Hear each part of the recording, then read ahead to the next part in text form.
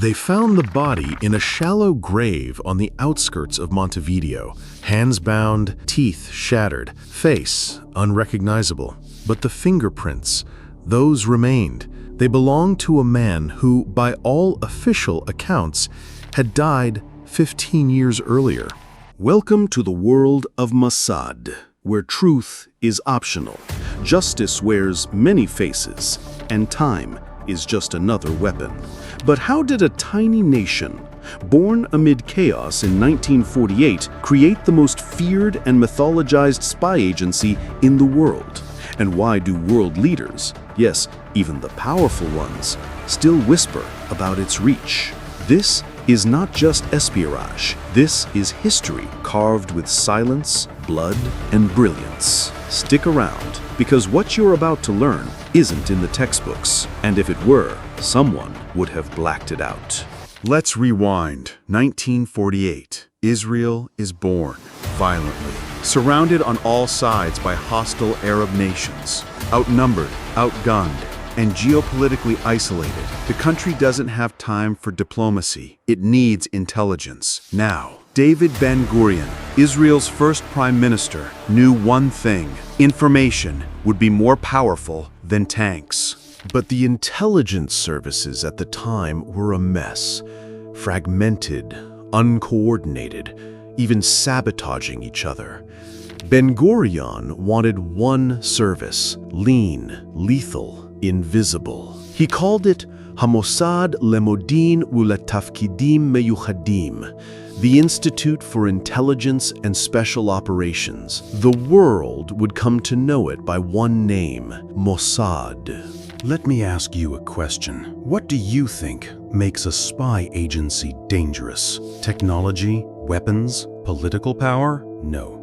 What makes Mossad dangerous is imagination. They turned weakness into a doctrine. No formal army? Then every citizen becomes a soldier. No intelligence empire like the CIA or KGB? Then build your own, off the books, off the radar, and off the leash. Mossad began not in a Pentagon-like bunker, but in attics, basements, and safe houses scattered across Europe and the Middle East. Former Holocaust survivors, resistance fighters, linguists, merchants, their weapon, rage and memory.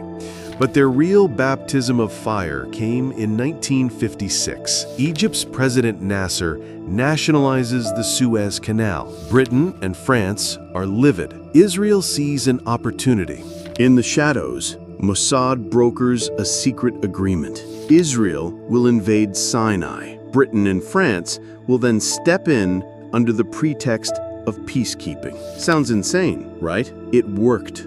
Almost. But what mattered more was what Mossad proved. They weren't just information gatherers. They were architects of war, and they were just getting started. But let's fast forward to one of the darkest chapters. 1960, Buenos Aires. A man lives under the name Ricardo Clement. Quiet, factory worker, keeps to himself, but someone recognizes the walk, the ears, the cold, calculating stare. It's not Ricardo. It's Adolf Eichmann, the Nazi mastermind behind the logistics of the Holocaust, the man who sent millions to their deaths. The world thought he'd vanished, but Mossad had been watching for years. And when they had enough proof, they made their move. One night, Eichmann was snatched off the street, injected, gagged, thrown into a safe house. No gunfire, no witnesses. Then smuggled to Israel, disguised as an El Al flight attendant. Yes, really. Imagine that. A Nazi on trial in the Jewish state he tried to erase. It wasn't just justice. It was theater. It was a message. No one is beyond our reach. If that doesn't make you hit that subscribe button, you're clearly not afraid of ghosts. But if you are, subscribe now, because the next story will send chills down your spine. Let's talk about Operation Wrath of God. And yes, It's exactly as biblical as it sounds. 1972, Munich Olympics. Palestinian terrorists, Black September, storm the Israeli quarters and take 11 athletes hostage. The world watches in horror. The rescue attempt fails. All 11 Israelis are murdered.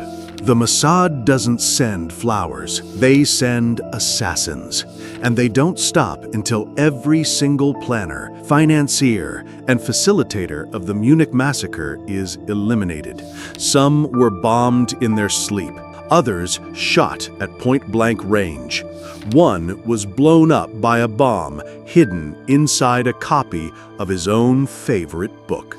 Was it revenge, justice, or something darker? Even the agents questioned it. But here's the twist. One of the hits went horribly wrong. In Lillehammer, Norway, Mossad killed a Moroccan waiter they mistook for a target. It was the first time the world realized Mossad wasn't just operating abroad. They were doing it without permission. And suddenly, the myth had cracks. Still, the operations didn't stop. Operation Entebbe, a hijacked Air France plane, is rerouted to Uganda. Terrorists demand ransom and the release of Palestinian prisoners. But there's a catch. Idi Amin, the brutal dictator of Uganda, is backing them. The passengers are separated, Israelis from non-Israelis. The message is clear. This is a death sentence. But Mossad doesn't blink. They gather intel, blueprints, guard routines. And in the most audacious rescue mission in modern history, Israeli commandos storm Entebbe Airport, 7,000 kilometers away, and rescue nearly every hostage. All in under an hour. The world is stunned, but Mossad is already gone. Want to know something even crazier? They once ran an entire fake diving resort in Sudan as a front for smuggling Ethiopian Jews to Israel. I'm not kidding. They had brochures, staff, windsurfing instructors. Tourists visited and thought it was paradise. Meanwhile, Mossad agents were moving entire families under cover of night to waiting ships and planes. The CIA couldn't believe it. Who does this, they asked. Only Mossad. And if you think that was bold, wait until you hear how they tricked Iran's nuclear scientists with a virus. But that's Chapter 2. Let's stop here for a second. What drives a nation to go this far?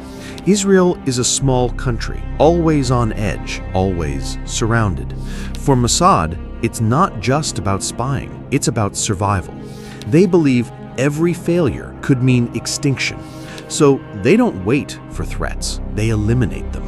From secret diplomacy in Jordan to sabotaging Syrian chemical weapons to sending exploding phones to Hamas leaders, Mossad isn't playing 4D chess, they're flipping the board. But here's the paradox. With all their success, Mossad remains shrouded in mystery. No official budget, no public leader until 1996, and operations are almost never confirmed. It's the agency that exists in whispers, because Mossad understands something the rest of the world forgot. In the shadows, reputation is everything. Let the others brag. Mossad will strike and vanish. So here's what you need to know before Chapter 2. Mossad began as a desperate experiment, born out of chaos, molded by necessity. But through daring operations, near-mythic assassinations, and mind-bending strategy, they rewrote the rules of modern espionage. Yet behind every success, a question lingers. What happens when an invisible empire becomes too powerful to challenge and too mysterious to understand? In Chapter 2, we'll dive into the modern age, cyber warfare, shadow diplomacy, nuclear sabotage, and a silent war being fought under our noses right now. If you want to see how Mossad pulled off the greatest digital sabotage in history and how it changed global warfare forever, make sure you're subscribed. Chapter 2 is next. Ready? They never heard it coming. No explosion, no bullets. Just a computer glitch that turned into a catastrophe. Iranian nuclear centrifuges, spinning peacefully one day, suddenly began self-destructing. Technicians were baffled. Engineers rewrote protocols, and still chaos. The machines weren't broken. They had been infected by a virus so complex, so precise, it could only be described as surgical warfare. The virus had a name, Stuxnet, but behind it, if whispers are to be believed, was Mossad. Not with a gun, not with a drone, but with code. And this marked the dawn of a terrifying new chapter. Let's back up. By the mid-2000s, Mossad was evolving fast. Their legendary field ops were still active, sure, but the new battlefield wasn't Beirut or Berlin. It was cyberspace. And their enemy wasn't just Hamas, Hezbollah, or Iranian Quds operatives. It was time. Because Iran's nuclear program was racing toward the red line, and the West was dithering. So while world leaders debated sanctions and treaties, Mossad got to work with the help of a certain unnamed partner agency, NSA. What they developed was chilling, a cyber weapon disguised as a digital ghost. Once inside, it lay dormant, learning, watching. Then, when the moment came, it sabotaged hundreds of uranium-enriching centrifuges, silently, remotely. Without a single soldier deployed, it set Iran's program back years, and no one officially claimed it. But cybersecurity experts had their suspicions. The coding was so regionally targeted, so layered, it could only have come from nation-level minds, and the Israelis smiled silently. This was no longer just about bullets and bugs. This was about data. If intelligence is power, then data is the new plutonium, and Mossad was mining it from everywhere. Private servers, leaked calls, social media profiles. They even reportedly ran AI-enhanced facial recognition programs to track terrorists across public Facebook photos. Let that sink in. Your vacation selfie might be someone else's kill switch. You see, the digital world thinks it's protected by privacy, but Mossad knows better. Privacy is an illusion, one that can be weaponized. But don't think for a second they gave up the old methods. If anything, they fused the old and the new. Let's talk about Mohsen Fakhrizadeh, Iran's top nuclear scientist, a man so secretive his name was barely known outside intelligence circles, until he was dead. November 2020, a convoy travels through northern Iran. Fakhrizadeh is in the second car. Suddenly, gunfire erupts, but not from a typical ambush, from a machine gun mounted on a car. But not just any machine gun. It was AI-operated, controlled remotely by a Mossad team over 1,000 miles away. No agents on site, no getaway cars. Just a satellite-linked weapon surgically targeting Fakhrizadeh while sparing his wife seated next to him. Let that marinate for a second. They executed a remote assassination using facial recognition, satellite guidance, and remote AI control. Hollywood couldn't write this better. But what's truly terrifying isn't the tech, it's the message. Nowhere is safe, not even in your own protected motorcade, not even with bodyguards, not even surrounded by your own people. Mossad's reach is not geographic anymore. It's ideological. mathematical. If you are a threat, they will find you and they will eliminate you. But Mossad doesn't always use guns and viruses. Sometimes they use silence, diplomatic silence. Reports have surfaced, never confirmed of course, about Mossad agents meeting with Saudi officials, even Syrian defectors, sometimes even Hamas-linked informants. Why? Because information is currency, and Mossad isn't afraid to pay the price or change alliances. They've smuggled Iranian dissidents into Europe. They've sabotaged North Korean arms deals in Africa. They've allegedly kidnapped Syrian nuclear scientists alive. And most of it never makes the news. Let me give you a detail so bizarre, it almost sounds fake. In 2018, Mossad agents broke into a secret nuclear archive in Tehran. Yes, Tehran, the capital of the very country they're at war with. They spent 6 hours inside. They opened 32 safes, extracted over 55,000 documents and over 180 CDs. And then disappeared. The next time Iran heard about it was on international TV when Prime Minister Netanyahu held up the files in a press conference like a magician revealing the trick. Imagine being the Iranian intelligence director that day. I wouldn't wish that heart attack on anyone. If you're still watching and your jaw's not on the floor, it's probably because you're already too deep in the game. If you want more of these dark state secrets, hit subscribe now before they find this video too interesting. Let's keep going. In 2019, Mossad allegedly prevented 50-plus terrorist attacks across 24 countries. That's not just national defense, that's global counterterrorism. And yet, most people still think of Mossad as just Israel's CIA. They're not. They're more like a ghost network, with eyes and ears in ports, airports, embassies, nightclubs, medical labs, coding forums. Sometimes they warn, sometimes they sabotage, sometimes they just vanish. Their philosophy?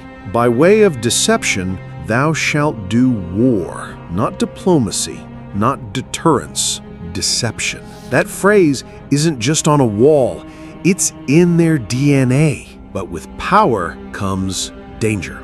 You see, the myth of Mossad has become too big, even when things go wrong, like the botched Dubai assassination of Mahmoud al-Mabhouh in 2010. They bounce back. Why? Because people fear what they don't understand. Mossad thrives on that fear. Some critics say it's become too unaccountable, operating globally, crossing borders, breaking laws. Because if the choice is between obeying red tape or preventing the next Munich, the Mossad won't hesitate. And now, they're going deeper underground. Mossad is investing heavily in quantum encryption, biointelligence, synthetic disguises, even mind mapping tech. They're hiring neuroscientists, deep fake engineers, even poets. Yes, poets.